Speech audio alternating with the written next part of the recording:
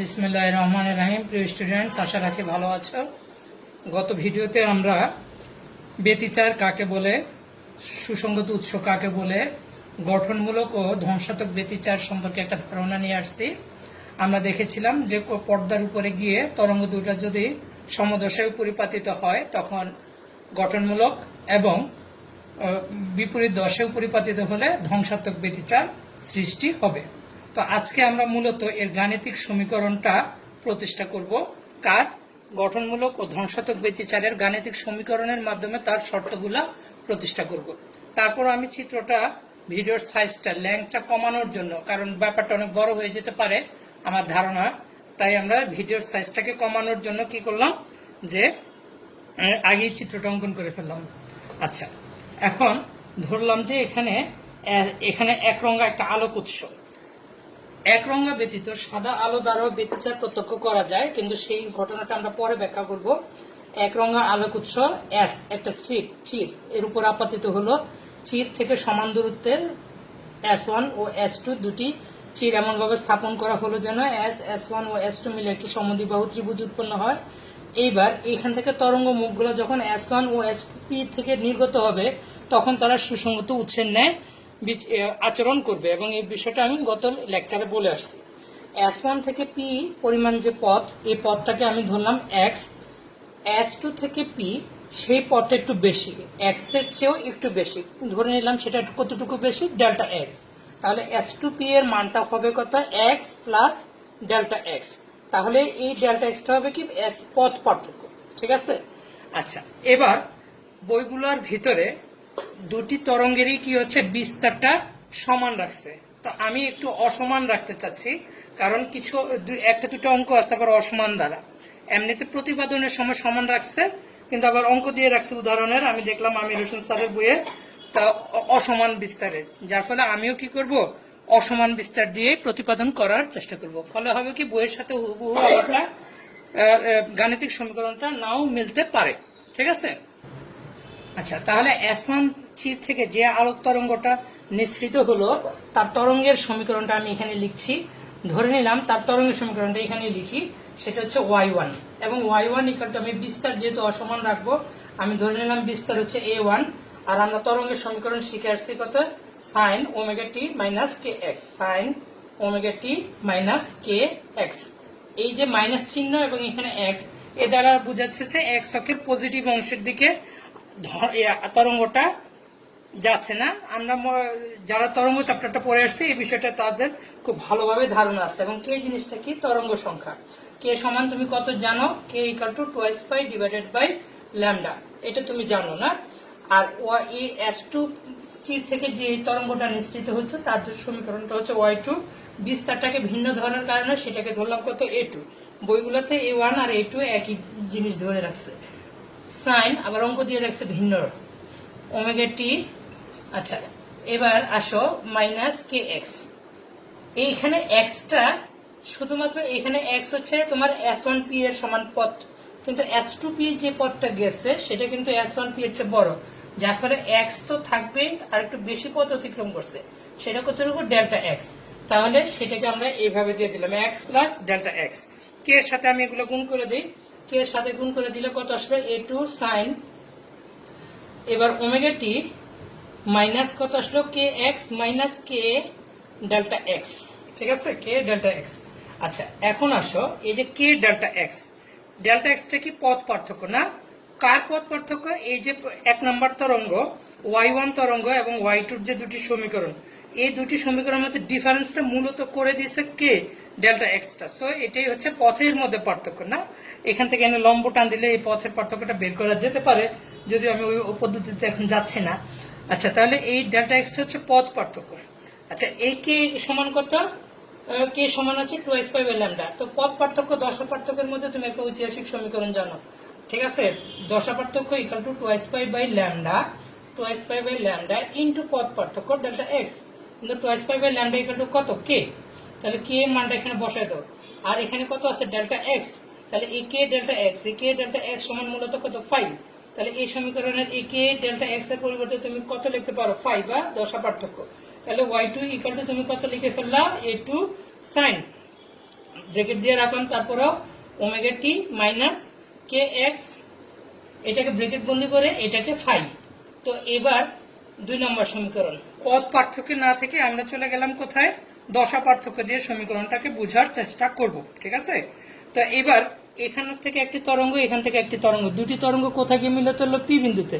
তাহলে পি বিন্দুতে তারা একটি লব্ধি তরঙ্গের সৃষ্টি করবে।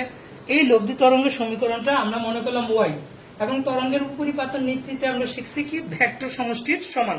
ভেক্টর সমষ্টি দ্বারা বোঝাচ্ছে হচ্ছে তাদের ভিতরে যে কৈনিক দূরত্বগুলো আছে ওগুলো আমাদের যোগ বিয়োগের হিসাবে আমরা নিয়ে আসব। ঠিক আছে, তো আসো এখানে y1 প্লাস y2 এই দুটার ভেক্টর সমষ্টি আমরা এইভাবে নিলাম। y1 এর মানটা আমি বসিয়ে দেই, y1 এর মানটা কত, a1 sin omega t minus k x, আর y2 এর মানটা হচ্ছে a2 sin bracket omega t minus k x minus phi bracket close. ঠিক আছে, এই হচ্ছে একটু লেখাটা ছোট হচ্ছে, তোমরা একটু কষ্ট করে করে পোস্ট করে করে তোমরা খাতে তুলে ফেলো। কি কারণে, আমি এটা মুছে ফেলবো আবার কিছুক্ষণ পরে। আর তোমার বইয়ের সাথে সমীকরণটা মিলবে না, তো হুবহু মিলবে না, কিন্তু ফলাফলটা মিলে যাবে। হ্যাঁ, সমীকরণগুলো না মিললেও আমি ফলাফল আবার ওই বইয়ের ফলাফলের সাথে অ্যাডজাস্ট করে দেবো একসাথে একই রকম। তো তুমি যদি চাও যে সমীকরণটা কিভাবে আসছে তাহলে তুমি খাতায় উঠিয়ে রাখতে পারো। তো এটা এখানে দেখো, আমরা এখানে লিখতেছি a1 sin omega t minus k x, আর এখানে আমি সাইন এ মাইনাস বি সূত্র ফেলে দিব। সাইন এ মাইনাস বি সূত্র তো তোমরা জানোই, সাইন এ মাইনাস বি সূত্র হলো সাইন এ কস বি মাইনাস কস এ সাইন বি। তো এই যে প্রথমে দিলাম সাইন, আর এ টু একসাথে গুণ করে দেবো, তাহলে এ টু তো গুণ আকার আছে, তো এ টু থাকলোই। সাইন এ এর জায়গায় আছে omega t minus k x, তাহলে omega t minus k x, এত জটিল কিছু না। সাইনে কস বি, বি এর জায়গায় আছে কত ফাই, তাহলে সাইনে কস বি মাইনাস সূত্রের মাইনাস, আর এ টু তো গুণ আকার আছে, এ টু গুণ রইল কস এ, তাহলে কস এর জায়গায় কত omega t minus k x, আর কস এ সাইন বি, তাহলে এ সাইন ফাই। ঠিক আছে, আমরা এটাকে একটু সিম্পলিফাই করব। সিম্পলিফাই করব মানে কি, এটা তো এই যে এমন একটা সমীকরণ দাঁড়াচ্ছে ওয়াই এর, এই সমীকরণ দিয়ে আমরা একটা রেজাল্ট তোমাদেরকে বোঝানো খুবই জটিল হয়ে যাবে। তাই আস্তে আস্তে এটাকে সরল করে নিয়ে আসতে হবে। তাহলে সরল করার একটু রাস্তাও আছে। দেখো এখানে sine omega t minus k x common যায় দুইটি, এই যে প্রথম দুইটি টার্ম থেকে। তাহলে কমন যদি যায় তাহলে আমরা লিখতে পারবো ওয়াই ইকাল টু, কমন নেওয়ার পরে কেমন দাঁড়াচ্ছে দেখো, ওয়াই এটা কমন নিলে এখানে থাকে a1 আর এখানে a2 cos ফাই, তাহলে কমন নেওয়ার পরে এখানে থাকছে a1 plus a2 cos phi. কার কাছ থেকে কমন নিচ্ছ, কোন জিনিসটা কমন নিচ্ছ, কমন নিচ্ছ হচ্ছে sine omega t minus k x common নিচ্ছ প্রথম দুটি টার্ম থেকে। ঠিক আছে, আর লাস্টের টার্মটাতে আর কিছু কমন টমন নাই, তাহলে লাস্টের টার্মটা হচ্ছে a2, সাইন ফাইটার সামনে লিখবো সাইন ফাই, আর এখানে কস omega t minus k x. ঠিক আছে, তাহলে এটা একটা কাজ হলো। এখন এই যে একটা সমীকরণ, এই সমীকরণের এই প্রথম যে ব্র্যাকেটের ভিতরে আছে এই জিনিসটাকে আমরা আবারও কিছু একটা ধরবো, কারণ হচ্ছে আমাদের রেজাল্ট গুলোকে তাহলে ব্যাখ্যা করার সুবিধা হবে। ধরি আমরা ধরবো কি যে এ কস্তিটা ইকাল টু ধরবো হচ্ছে a1, যারা ত্রিকোণমিতি করো তাদের এই সকল সম্পর্কে ভালো আইডিয়া আছে না, a2 cos ফাই। ঠিক আছে, এটাকে আমরা 3 নম্বর সমীকরণ নিলাম। আর এ সাইন থিটা সমান ধরলাম, এ সাইন থিটা সমান ধরলাম হচ্ছে a2 সাইন ফাই। এই ধরনের ধরা কি যায় কিনা, হ্যাঁ যায়। ঠিক আছে, যেহেতু তোমার রাইট হ্যান্ড সাইডের a1 a2 এর মান তুমি জানো, ফাই এর মানও তুমি জানো, তার মানে এগুলো সবকটা জানা রাশি। কিন্তু যে কোনো জানা রাশিকে এরকম একটি সংখ্যা কনভার্ট করা যায়। অনুরূপভাবে এটাকে আমরা অন্য একটা এভাবে সংখ্যা কনভার্ট করলাম, তাতে হয় কি আমাদের ক্যালকুলেশনে সুবিধা হয়, ম্যাথমেটিক্যাল একটা সুবিধার জন্য। তাহলে এই অংশটা আমরা এখানে যদি বসিয়ে দেই তাহলে আমাদের লব্ধি তরঙ্গ সমীকরণ দেখবো যে এবার একটু সুবিধা হয়ে যাবে। এবার তোমার একটু নিঃশ্বাসটা হালকা হয়ে আসবে। হ্যাঁ, তুমি এবার বুঝতে যে হাত ছেড়ে বাঁচতেছি। তাহলে এটা এখানে বসে দিলে কত আসলো, এ কস থিটা। ঠিক আছে, আর এখানে কত sine omega t minus k x. ঠিক আছে, তারপরে আসো এখানে মাইনাস, এই যে a2 সাইন ফাই সমান হলো a সাইন থিটা। ঠিক আছে, তাহলে এবার আসলে কস omega t minus k x. আস্তে আস্তে আমরা সমীকরণের দিকে সমীকরণটাকে এই পর্যায়ে নিয়ে আসছি। এখন এখানে যে সমীকরণটা গেল সেখান থেকে যদি আমি এ কমন নেই, এ কমন নিলে তাহলে সেই যে যা থাকবে সেটা আবারও সাইন এ মাইনাস বির সূত্রে পড়ে যায়। তা আমি ধরে নিলাম যে এই যে omega t minus k x ব্র্যাকেটের ভিতরে যেটা আছে সেটা হচ্ছে বড় হাতের এ, আর থিটাটাকে ধরে নিলাম মনে মনে বি। তাহলে দেখো সাইন এ কস বি মাইনাস কস এ সাইন বি, তাহলে এটা কি হয়ে গেল আবারও এ মাইনাস বি সূত্রে পড়ে গেল। বড় হাতের এ তো তুমি কমনে নিয়ে রাখছো না, তাহলে বড় হাতের এ যদি কমন নাও তাহলে আমাদের কি দাঁড়াচ্ছে বড় হাতের এ সাইন এ মাইনাস বি সূত্রে, তাহলে সাইন এর জায়গায় আসছে কত omega t minus k x, ঠিক আছে। আর বি এর জায়গায় আসছে এরপর সূত্রের মাইনাস, আর বি এর জায়গায় আসছে কত থিটা। এটাকে আমরা দিলাম কত 5 নম্বর সমীকরণ। এবার এত জটিল জটিল সকল সমীকরণ তোমার মুখস্থ করতে হবে না, আগে 1 নম্বর সমীকরণ দেখো। 1 নম্বর সমীকরণটা কিসের ছিল সেটা বোঝার চেষ্টা করো। 1 নম্বর সমীকরণ ছিল S1 চির থেকে নিঃসৃত তরঙ্গের সমীকরণ, না আলোক তরঙ্গ, আর বারবার বলবো না হয়তোবা। ও 2 নম্বর সমীকরণটা কি ছিল? 2 নম্বর সমীকরণটা ছিল S2 চির থেকে নিঃসৃত তরঙ্গের সমীকরণ। তাহলে 1 নম্বর আর 2 নম্বর সমীকরণের মধ্যে একটু পার্থক্য আছে। কোন পার্থক্য? দুটির মধ্যে দশার পার্থক্য আছে। এই ফাইটা সেটা কি দশার পার্থক্য। তাহলে 5 নম্বর যে সমীকরণটা আমার হাতে আসলো সেই 5 নম্বর সমীকরণটা হবে কি পি বিন্দুতে দুটি তরঙ্গের উপরিপাতনের ফলে যে তরঙ্গটা সৃষ্টি হবে সেটাকে বলা হবে লব্ধি তরঙ্গের সরণের সমীকরণ। তাহলে এটা হচ্ছে 5 নম্বর সমীকরণটা হচ্ছে লব্ধি তরঙ্গের সরণের সমীকরণ। এখন আসো সেই সরণের সমীকরণে তাহলে বড় হাতের এটাকে কি বলা যায়? 1 নম্বরে দেখো সাইন ফাংশনের আগে a1, সেটা বলছে 1 নম্বরের তরঙ্গের বিস্তার। তারপর 2 নম্বরে a2, সেটাকে বলছে 2 নম্বর তরঙ্গ থেকে নিঃসৃত তরঙ্গের বিস্তার। সো এখন আমরা এই বড় হাতের এ কে বলতে পারবো এটাও সাইনের আগে আছে, তাহলে এটা লব্ধি তরঙ্গের বিস্তারের সমীকরণ বলতে পারবো। তাই আমরা এখন কি করব, আমরা বিস্তারের সমীকরণ চলে আসবো। তো এত লেখা হয়তো আমার এখানে রাখলে একটু মুশকিল হবে। আমি এই 1 নাম্বার থেকে 5 নাম্বার সমীকরণগুলো জাস্ট এখানে লিখে তারপর গঠনমূলক আর ধ্বংসাত্মক ব্যতিচারগুলো আস্তে আস্তে আরেকটা সাইডে তোমার কাজগুলো করব। তাহলে আসো আমরা যে 5টি সমীকরণ নির্ণয় করলাম, 1 নাম্বার হচ্ছে ওই 1 নাম্বার S1 চির থেকে নিঃসৃত তরঙ্গ, 2 নাম্বার হচ্ছে S2 চির থেকে নিঃসৃত তরঙ্গের সমীকরণ, 2 এর উপরিপাতনের ফলে যে লব্ধি তরঙ্গের সমীকরণ পেয়েছি সেটা 5 নাম্বার ছিল। এবং আমি ইন্টেনশনালি 5 নাম্বারটা আগে লিখছি এই কারণে বোঝানোর জন্য, মিল করলে দেখা যাচ্ছে যে এটা 1 নাম্বারের বিস্তার, 2 নাম্বারের বিস্তার, আর এটা হচ্ছে লব্ধি তরঙ্গের বিস্তার। 3 নাম্বার আর 4 নাম্বার আমরা পরে লিখছি, এগুলি তো তুমি এখন মনে রাখতে পারবে না, কিন্তু খুব সহজে তুমি এটা মনে রাখতে পারবে একদম কিছুক্ষণের মধ্যে। 3 নাম্বার সমীকরণটা তো আমাদের এখানে একটা সাপোজিশন ছিল, আমরা ধরি লিখে এটা আমরা লিখছিলাম, তাই না, সমীকরণটাকে সিম্পলিফিকেশন করতে। তাহলে এখন আমাদের এখানে বড় হাতের এই জিনিসটাকে ডিক্লারেশন দিতে হবে, এই জিনিসটা আমরা কিভাবে নির্ণয় করতে পারি, আর থিটা জিনিসটাকে করতে হবে, আর বাকি সবকটাকে নোন জিনিস এই জিনিসের মানটা বের করতে হবে। তো এ তো তুমি বলছো বিস্তার, তো এর মানটা বের করবো আমি করবো 3 স্কয়ার, 3 নাম্বারকে আর 4 নাম্বারকে স্কয়ার করে যোগ করবো। যোগ করে দিলে এ স্কয়ার কমন থাকবে, এটা cos square theta plus sin square theta equal to 1 চলে আসবে। তাহলে এখানে লেফট হ্যান্ড সাইডে কত থাকবে? শুধু এ স্কয়ার থাকবে।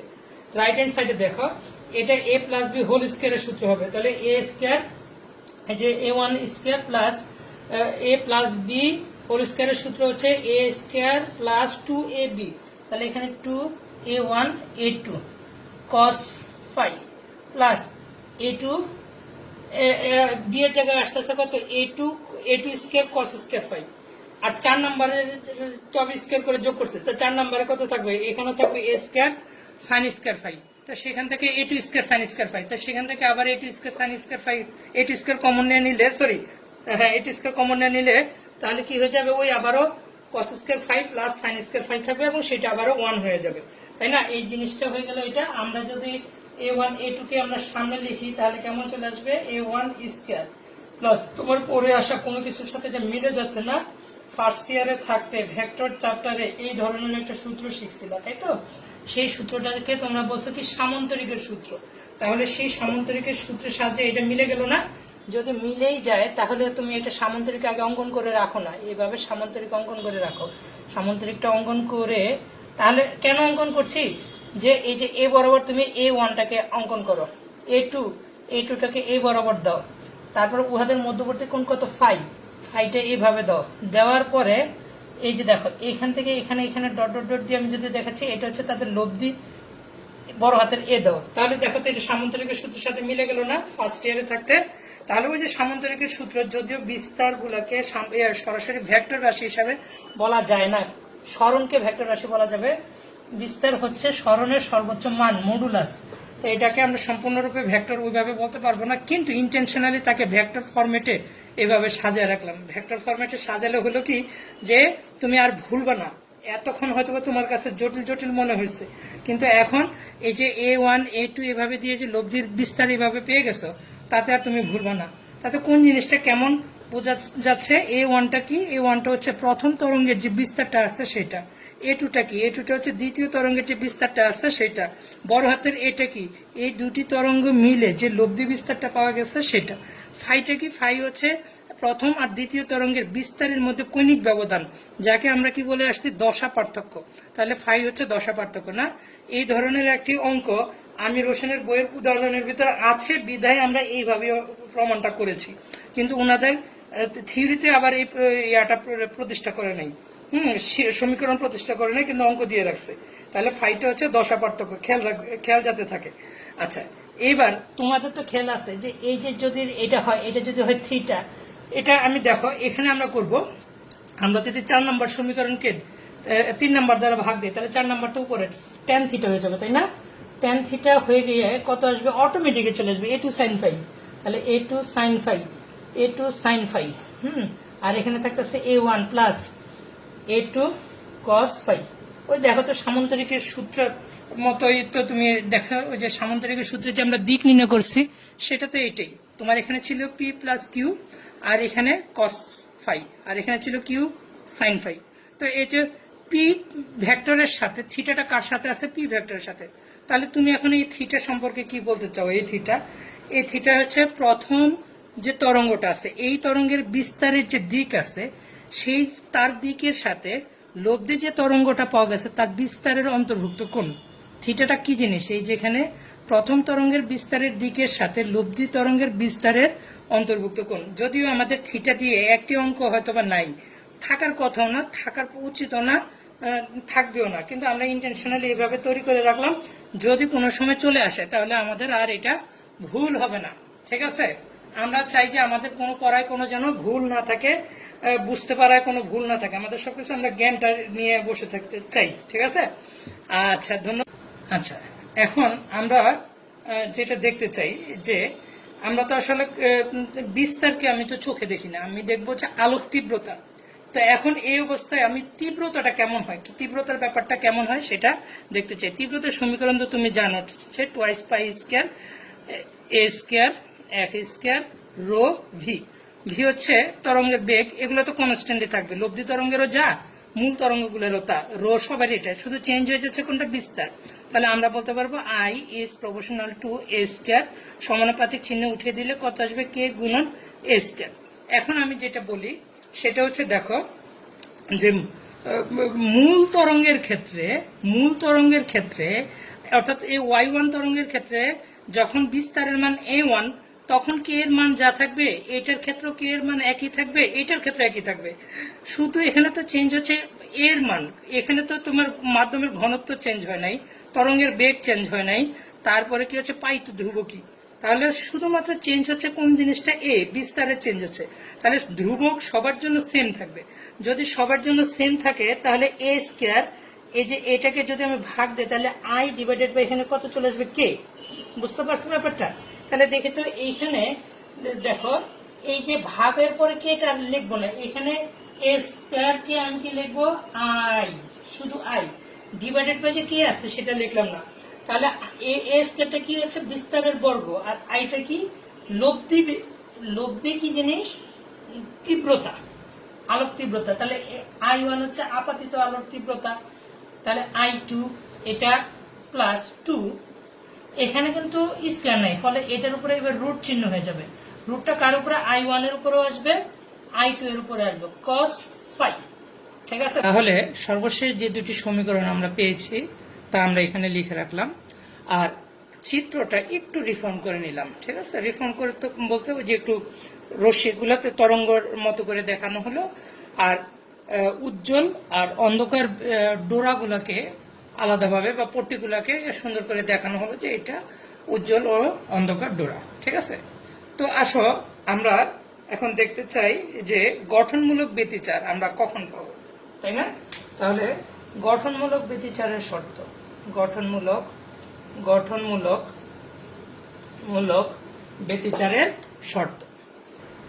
তাহলে গঠনমূলক যখন ব্যতিচার হবে, আমরা আগেও বলেছি যে এর আগের ভিডিওতে যে ব্যতিচার গঠনমূলক হলে তখন বিস্তারের মান, লব্ধি বিস্তারের মানটা হবে সর্বোচ্চ।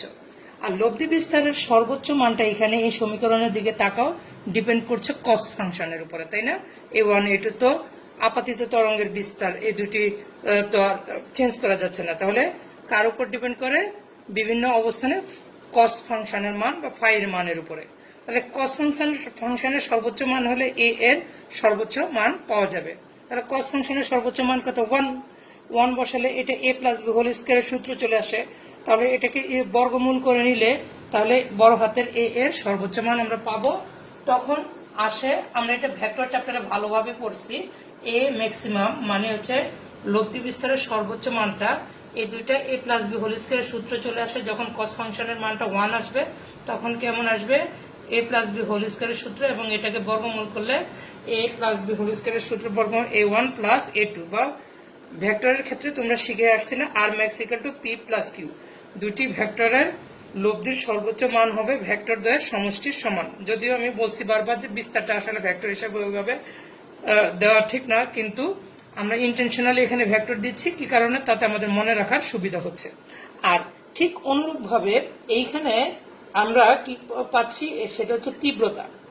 বিস্তার তো আর খালি চোখে তুমি দেখতে পাবা না। এখানে দুটি তরঙ্গ, এখানে গিয়ে যে পি বিন্দুতে হলো সেটা হচ্ছে তুমি উজ্জ্বল আলো নাকি অন্ধকার, সেই দৃশ্যটা তুমি দেখবা। সেই জিনিসটা হচ্ছে তুমি দেখবা হচ্ছে তীব্রতা। তাহলে তীব্রতার ক্ষেত্রে আই ম্যাক্স, ঠিক আছে, এখানে আমরা আই ম্যাক্স ইকুয়াল টু লিখতে পারবো, এই যে এইটা তো আবার স্কোয়ার না, এটা হচ্ছে তখন রুটের উপরে। তাহলে তুমি এখানে আই ম্যাক্স ইকুয়াল টু লিখবো হচ্ছে রুট ওভার অফ I1 যোগ root over of I2। Root কোথায়? রুটটা তো লিখলাম না, এদিকে লিখে রাখলাম যে root over of I1 plus root over of I2 whole square. ঠিক আছে, তাহলে এই যে এই দুটি সমীকরণ দ্বারা কি হচ্ছে, আমরা বিস্তারের সর্বোচ্চ মান পাই এবং তীব্রতা, আলোক তীব্রতার সর্বোচ্চ মান পাই, এবং এখান থেকে আমরা বলতে পারবো তখন কি হচ্ছে তারা গঠনমূলক, এই অবস্থায় গঠনমূলক ব্যতিচার সৃষ্টি করেছে। তো বইয়ের ভিতরে আবার বিস্তার A1 আর A2 এর মানটা একই ধরা হয়েছে। তাহলে A1 এর মান ইকুয়াল টু A2 এর মান ইকুয়াল টু, যদি ছোট হাতের a হয় তাহলে তুমি লিখবে a যোগ a সমান হচ্ছে টুয়াইস এ। বইয়ের ভিতরে বিস্তারের সর্বোচ্চ মান সমান টুয়াইস এ লেখা আছে। তো আমাদের সাথে বইয়ের এতটুকু পার্থক্য, এছাড়া আর কোনো পার্থক্য নেই, ওটা মনে মনে হিসাব করে নিলেই হয়ে যায়। আর বিস্তারের সর্বোচ্চ মানটা আমরা পাচ্ছি কসের মান সর্বোচ্চ হলে পরে। আর কসের মানটা সর্বোচ্চ কখন হয় তার উপর ডিপেন্ড করে ফাই এর মান। ফাইটাকে আমরা কি বলছিলাম? দশা পার্থক্য। তাহলে বিস্তারের সর্বোচ্চ মান পাওয়া যাবে দশা পার্থক্যের উপর একটা শর্ত দিয়ে দিলে, দশা পার্থক্য না দশা পার্থক্য। যদিও দশা পার্থক্য, এবং দশা পার্থক্যকে আমরা এখানে কি দ্বারা সূচিত করছি? ফাই। ফাই এর মান এর উপর ডিপেন্ড করবে কস ফাংশনের মানটা সর্বোচ্চ কখন হয়। এখন ভেক্টর, দুটি ভেক্টরের অন্তর্ভুক্ত কোণ 0 থেকে 180 ডিগ্রি, এটা হয় ঠিকই, কিন্তু আমরা ওই কন্ডিশনে যাব না, কারণ এখানে আমাদের হাজার হাজার পয়েন্ট এভাবে আমরা পাবো। তাই আমাদের যতগুলো অ্যাঙ্গেলে পাওয়া যায় আমরা ইনফিনিটি পর্যন্ত প্রয়োজনে ধরবো। হ্যাঁ, তাহলে ফাই এর মান কততে কততে গেলে কস ফাই এর মানটা আসে 1, সেটা আমাদের জানতে হবে। যেমন ফাই এর মান 0, তাহলে দশা পার্থক্যের মান যখন 0 আসবে তখন কি হচ্ছে, কস ফাই এর মানটা 1 আসবে। তারপর ফাই এর মান যদি টুয়াইস পাই হয় তখনও কস ফাই এর মান হবে কস টুয়াইস পাই এর মান 1। তো অনুরূপ ভাবে 4 পাই, 6 পাই, ঠিক আছে, ডট ডট ডট ডট এভাবে যাচ্ছে, ইনফিনিটি পর্যন্ত যাক, কোনো সমস্যা নেই, ইত্যাদি। ঠিক আছে, দেখা যাচ্ছে যে এটা পাই এর জোর গুণিত আকারে চলে আসতেছে। তাহলে আমরা লিখি টুয়াইস এন দিয়ে, এটা জোর সংখ্যা, টুয়াইস এন দ্বারা জোর সংখ্যা বোঝায়, টুয়াইস এন হচ্ছে পাই। ঠিক আছে, তাহলে এইখানে এবার যদি দশা পার্থক্যের মানটা তুমি জেনে যাও, হ্যাঁ, আর দশা পার্থক্যের মানটা তুমি দেখতেছো কি পাই এর জোর গুণিত, তাহলে এবার পদ পার্থক্যের মানও তুমি পাবা, কারণ তুমি দশা পার্থক্যের সাথে পদ পার্থক্যের একটা সম্পর্ক জানো, সেটা হচ্ছে phi equal to twice pi by lambda into delta x. এটাকে দশা পার্থক্য আর পদ পার্থক্যের মধ্যে সম্পর্ক তুমি লিখতে পারলা। তো এখন এই ফাই এর মান এই টুয়াইস এন পাই বসাও, এখানে টুয়াইস এন পাই বসালে টুয়াইস পাই কাটা যাবে, এখানে এন থাকবে। তাহলে তুমি বলতে পারবো ডেল্টা এক্স ইকুয়াল টু কত এন ল্যামডা। তাহলে এন ল্যামডা তো হলো, কিন্তু এইটা যেমন টোয়াইস এন পাই, এটাকেও এরকম টোয়াইস এন দিয়ে আমি লিখতে চাই। তাহলে টোয়াইস এন দিয়ে লিখলে এখানে টোয়াইস এন এভাবে দিয়ে দাও, আর ল্যামডাটা তখন হয়ে যাবে কত ল্যামডা ডিভাইডেড বাই 2, তাই তো? তাহলে এইবার আসো যে আমরা বলতে পারবো যে দশা পার্থক্যের মান যখন পাই এর জোড় গুণিতক হবে তখন তুমি গঠনমূলক ব্যতিচার পাবা, অথবা পদ পার্থক্যের মান ল্যামডা বাই 2 এর জোড় গুণিতক হলেও তখন তুমি কি পাবা গঠনমূলক ব্যতিচার পাবা। এখানে n এর মানটার উপরে একটা জিনিস দেখো, n ইকুয়াল টু এখানে হচ্ছে 0। 0 যখন হবে তখন কি হবে সেটা দেখো। 0 হওয়ার মানে হচ্ছে এই কন্ডিশনটা চলে আসে না? তাহলে এই কন্ডিশনটা আসলে পরে অর্থাৎ পদ পার্থক্যের মানও কত আসবে তখন 0 চলে আসবে। n 0 হলে পদ পার্থক্য 0, দশা পার্থক্য 0, অর্থাৎ তখন আলোক রশ্মিটা S1 থেকে এই ও বিন্দুতে চলে আসবে, S2 থেকে ও বিন্দুতে আসবে। তাহলে S1 থেকে ও বিন্দু এবং S2 থেকে ও বিন্দু, ও বিন্দুটা হচ্ছে S1 আর S2 এর মধ্যবিন্দুটা হচ্ছে এই ডট ডট দাগটা, মধ্যবিন্দু থেকে ডট ডট দাগের একটা লম্ব টানা হলো। তাহলে S1 থেকে ও, S2 থেকে ও, এই দুটির দূরত্বটা কেমন আসবে?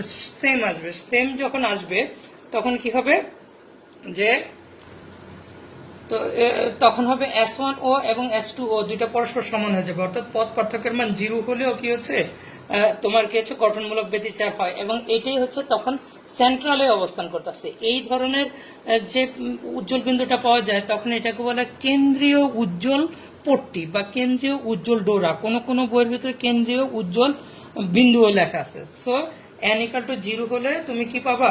কেন্দ্রীয় উজ্জ্বল বিন্দু পাবা। এখন দেখো দুটি আলোক রশ্মি আমি ও বিন্দু থেকে উপরের দিকে দেখিয়েছি।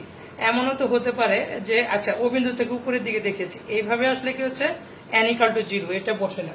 n ইকুয়াল টু তুমি যদি 1 বসাও, n ইকুয়াল টু 1 বসালে কেমন আসবে? n ইকুয়াল টু এবার 1 বসালে পরে n এর ল্যামডা বাই 2, এখানে 1 বসালে আসবে 2টা ল্যামডা বাই 2, অর্থাৎ এই যে বর্তমানে যেটা আছে সেটা কিন্তু n ইকুয়াল টু 1ই আছে।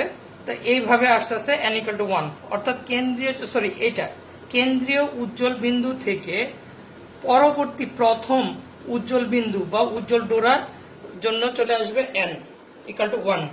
তাহলে n ইকুয়াল টু 2 যদি বসাও তাহলে কি হচ্ছে কেন্দ্রীয় উজ্জ্বল বিন্দু থেকে দ্বিতীয় উজ্জ্বল বিন্দুর মধ্যবর্তী দূরত্ব বা ডোরার মধ্যবর্তী যে ডোরাটা পাওয়া যাচ্ছে সেই কন্ডিশনটা। তাহলে এইরকম n এর মান তুমি আস্তে আস্তে তুমি বসিয়ে যেতে থাকো, তাহলে তা পাবা। এখন কোন কোন বইয়ের ভিতরে n এর মান প্লাস মাইনাস 1 এর আগে প্লাস মাইনাস, তারপর 2 এর আগে প্লাস মাইনাস, 3 এর আগে প্লাস মাইনাস আছে। প্লাস মাইনাস এর ব্যাপারটা কেন সেটা না দিলেও তোমরা বোঝার চেষ্টা করো। যদি এখানে -1 দাও তাহলে ল্যামডা বাই 2 এটা তো মাইনাস চলে আসবে। মাইনাস চলে আসার মানে হচ্ছে এটাকে তুমি একটা অক্ষ কল্পনা করো, অক্ষের ওয়াই অক্ষের উপরের দিকে আর নিচের দিকে। স্লিট দুইটা তুমি কিভাবে ব্যবহার করছো? উপরে নিচে স্লিট ব্যবহার করলে ব্যতিচার যে সজ্জাটা পাবা সেটা উপরে নিচে পাবা।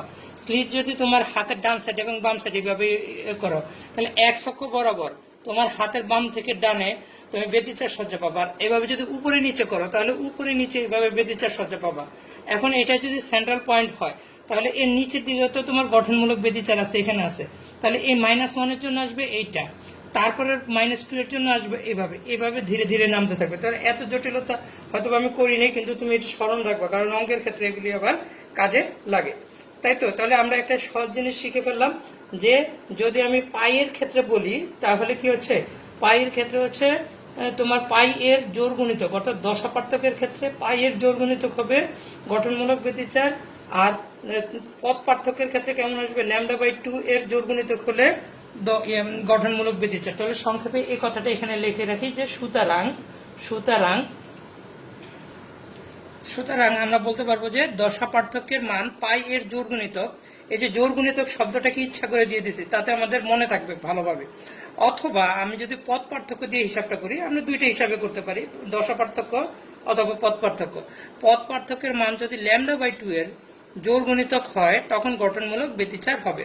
তাহলে এবার আমরা দেখব যে কখন ধ্বংসাত্মক ব্যতিচার হবে। আচ্ছা, কখন ধ্বংসাত্মক ব্যতিচার হবে? আবার ওই পূর্বের এই সমীকরণটা ফিরে আসছি। এই সমীকরণের ভিতরে আমরা জানি যে ডিপেন্ড করছে কস ফাংশনের মানটা, না কস ফাই এর মানটা। তাহলে কস ফাই এর মান সর্বনিম্ন মানটা আমরা ভেক্টরের ক্ষেত্রে শিখেছি, সেটা হচ্ছে -1। -1 হলে পরে এর মানটা তখন কি হয়ে যায়? মিনিমাম। আর -1 হয়ে গেলে তখন তুমি জানো যে ভেক্টরের ক্ষেত্রে আর minimum equal to p minus q বা কিউ মাইনাস পি, এই জিনিসটা আসছিল, তোমাদের মনে আছে মনে হয়। এ হচ্ছে তার বিস্তার মিনিমাম তখনই, বিস্তার মিনিমাম হওয়ার অর্থ হচ্ছে কস স্কয়ার -1 হয়েছে, কস স্কয়ার মাইনাস হওয়ার কারণে a minus b whole square ছিল, এ মাইনাস বি হয়ে গেছে, এ মাইনাস বি হোল স্কয়ারকে স্কয়ার রুট করলে আমরা মিনিমাম মানটা পেয়ে গেছি, এই যে মিনিমাম মানটা। তো অনুরূপ ভাবে ইন্টেন্সিটিটাও কি হচ্ছে, তীব্রতাটাও আমরা মিনিমাম এভাবে পেয়ে যাই। তো এটার ক্ষেত্রে আগে পিছিয়ে ওইটা কোনো সমস্যা হয় না, কারণ এটার উপর স্কয়ার আছে। তো কিন্তু এটা বড়টা বিয়োগ ছোটটা, পজিটিভলি ডিফারেন্স এটাকে বলা হয় না, বড়র মান বিয়োগ ছোটটা, এটা আমরা আগে ভেক্টর চ্যাপ্টারে ভালোভাবে পড়ে আসছি, অতএব এটা আমরা আর বলবো না। এখন আসো যে বইয়ের ভিতরে আমাদের এই যে a1 আর a2 এর মানটা সমান ধরছে, তো বিস্তারের মান সমান ধরছে। তো বিস্তারের মান সমান হলে a1 আর a2 ডিফারেন্স কত আসবে? 0। এটা যদি 0 চলে আসে তাহলে এই দুইটার বিয়োগফল কত চলে আসবে? 0। তার মানে মিনিমামটা কত আসবে? 0। তার মানে বুঝাতে চাচ্ছে যে আমরা যেই ব্যতিচারটা বইয়ের ভিতরে পড়ে থাকি বা আমাদের জন্য সিলেবাসে যেটা আছে সেইটা এইখানে যে ধ্বংসাত্মক ব্যতিচার হবে সেটা একদম টোটালি ডার্ক পয়েন্ট থাকবে, অন্ধকার মানে একদম টোটাল অন্ধকার, একদম ঝাপসা টাপসা এমন হবে না, ঠিক আছে? বাস্তবে কি হয় এটা ফ্যাক্ট না, কিন্তু আমাদের সিলেবাসে যেটা আছে সেই অনুসারে কি হয়ে যাবে? ইন্টেন্সিটি 0 হয়ে যাবে। তার মানে এটা খুব অন্ধকার, এটা খুব অন্ধকার, খুব অন্ধকার হয়ে যাবে, একদম ঘুটঘুটে অন্ধকার, কোনো রকম সেখানে আলো থাকতে পারবে না। আচ্ছা, তাহলে এবার মিনিমাম মানটা পাওয়া যাচ্ছে কস ফাংশনের সর্বনিম্ন মানটা পাওয়া যায় যখন, আর কস ফাংশনের মানটা ডিপেন্ড করছে ফাই জিনিসটা কি? দশা পার্থক্য। দশা পার্থক্যের মানটা তাহলে কেমন হলে পরে, দশা পার্থক্য না, দশা পার্থক্য এর মানটা কেমন হলে পরে, এই ফাইয়ের মানটা কেমন হলে পরে তোমার কস ফাইয়ের মানটা আসে -1, তাহলে পাই হলে পরে আসে 3 পাইতেও তোমার কি আছে? -1 চলে আসে, 5 পাইতে চলে আসে না। তো এই মানগুলা ইত্যাদি বিজোড় সংখ্যাটা আসতেছে, কার বিজোড় সংখ্যাটা? পাই এর বিজোড় সংখ্যাটা। তাহলে বিজোড় সংখ্যাটা আমরা লিখলাম কত? 2n - 1 পাই। এইখানে বিজোড় সংখ্যাটা দুই ভাবে লেখা যায়, এক 2n - 1 অথবা 2n + 1। ইন্টেনশনালি আমি -1 এইটাই নিয়েছি, এটার একটা কারণ আছে। কারণটা হচ্ছে আমি তোমাকে দেখাই যে এটাকে বলা হয় কেন্দ্রীয় উজ্জ্বল পট্টি বা কেন্দ্রীয় উজ্জ্বল ডোরা। এই কেন্দ্রীয় উজ্জ্বল ডোরার পরে এটাকে বলা হয় প্রথম অন্ধকার ডোরা। তাহলে প্রথম অন্ধকার ডোরা, এবং আমার চিত্রের ক্ষেত্রে সেটা হচ্ছে উপরের দিকে। প্রথম অন্ধকার ডোরা আমার চিত্রের ক্ষেত্রে সেটা হচ্ছে নিচের দিকে। এখন 1 নাম্বার অন্ধকার ডোরার জন্য n এর মান আমি 1 বসাবো, 2 নাম্বার অন্ধকার ডোরার জন্য আমি n এর মান 2 বসাবো। এই যে এটা হচ্ছে 2 নাম্বার অন্ধকার ডোরা, এটা হচ্ছে 2 নাম্বার অন্ধকার ডোরা, সেই ক্ষেত্রে আমি n এর মান 2 বসাবো। 1 এর জন্য 1, 2 এর জন্য 2 ইত্যাদি বসাই।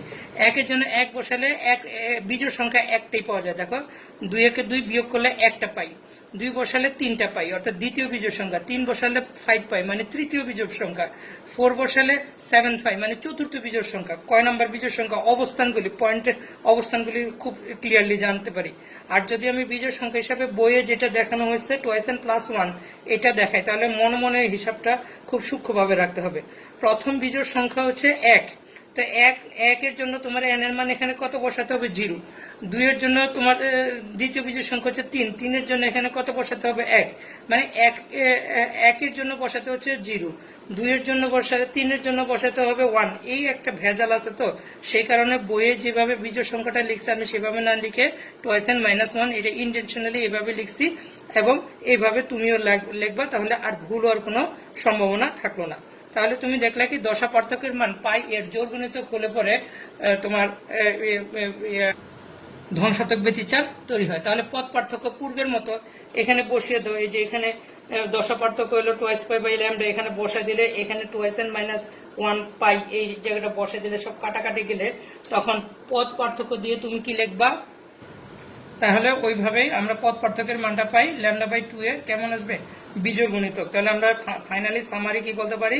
দশা পার্থক্যের মান পাই এর বিজোড় গুণিতক, অথবা পথ পার্থক্যের মান হবে λ/2 এর বিজোড় গুণিতক হলে ধ্বংসাত্মক ব্যতিচার সৃষ্টি হয়। তাহলে জোড় গুণিতক হলে গঠনমূলক ব্যতিচার, বিজোড় গুণিতক হলে ধ্বংসাত্মক ব্যতিচার। জোড় গুণিতকের ক্ষেত্রে একটা n এর মান 0 বসানো যাবে, তাতে আমরা পাবো কি? কেন্দ্রীয় উজ্জ্বল পট্টি। আর এইখানে n এর মান 0 হবে না, এখানে n এর মান শুরু হবে কত থেকে? 1 থেকে। এটা আবার লিখে রাখো, এই যে এখানে n এর মান হচ্ছে 1, 2, 3, এখান থেকে একেবারে ইন্টেনশনালি 1 থেকে শুরু হয়েছে। এখানে দেখো n এর মান শুরু হয়েছে 0 থেকে, এখানে n এর মান ওয়ান থেকে শুরু হয়েছে। আশা রাখি তোমরা বাসায় আরো একটু প্র্যাকটিস করবে এবং ভালোভাবে বুঝে পড়ার চেষ্টা করবে।